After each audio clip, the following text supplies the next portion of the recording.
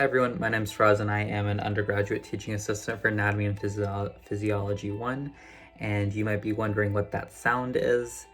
That is the original soundtrack for a show called Death Note. I like listening to wordless music when I'm studying, and with this show, it's kind of like a detective trying to outsmart another detective. So when I hear this, I feel a little bit smarter. But adding this so my video can be a little bit more enjoyable. So yeah, let's get into it. So last unit you learned about the neuron. In this unit you're going to learn about the muscles, but there is a significant space in between. And that space is called the neuromuscular joint junction, otherwise known as NMJ. So while brainstorming ideas for my NMJ presentation, I thought of a hands-on activity that the viewers at home can follow along to. So I'm really happy with the way this activity turned out. So I am going to do a concise version of that, and I'm going to actually film the steps too. So yeah. So traditionally, students are taught with a visual representation and an auditory explanation. Let's add the sense of touch into this to really get you engaged. So if you would like to participate in my hands-on activity, gather a phone, a second phone or random object, a charging cable, and either a laptop or a power outlet, something to supply energy to. We don't need to go into the specifics, but your laptop, specifically the power of your laptop, represents the calcium. And the charging cable, the USB port, represents the vesicle, and the charging head represents the neurotransmitter. So if you're following along with my hands-on activity, the first step that I want you to do is to plug in the USB port into your power supply. Now that the calcium has interacted with the vesicle, the next step that I want you to do is to take the neurotransmitter or the charging port and move it away from the laptop.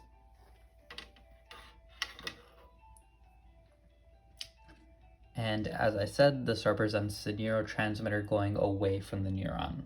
Okay, so that is the neuron, and that is the neurotransmitter moving away from the neuron. So take a second to pause, but what neurotransmitter are we talking about if we're talking about muscles? If you said acetylcholine, you are correct. So acetylcholine will bind to a ligand-gated sodium channel, and this represents the and this is the charging port on the first phone. So what I want you to do after extending the neurotransmitter away from the laptop is to connect the phone. Is to connect and charge the phone. So this represents the neurotransmitter binding to the ligand-gated channel, and now the sodium is able to enter the muscle. So maybe you've seen ads about this, but with certain phones, if you place them back to back, they are able to charge one another.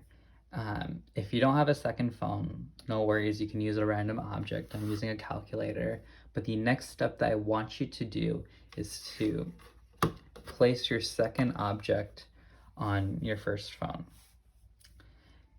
So now that the ligand-gated sodium channels are open, sodium is coming into the muscle, and this will trigger voltage-gated sodium channels from opening.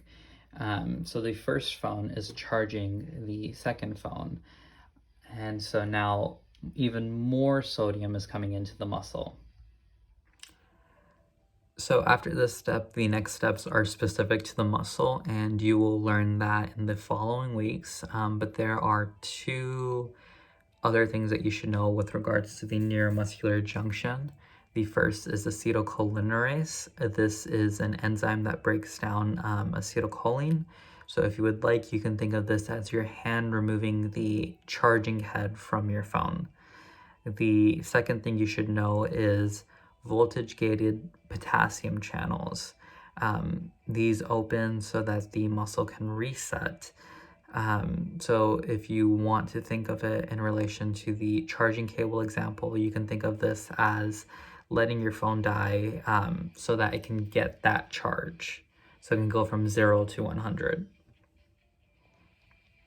A couple reasons why I really like this analogy / hands-on activity. The charging head represents the neurotransmitter. And as we learned in the previous unit, neurotransmitters are specific. They are like a lock and key.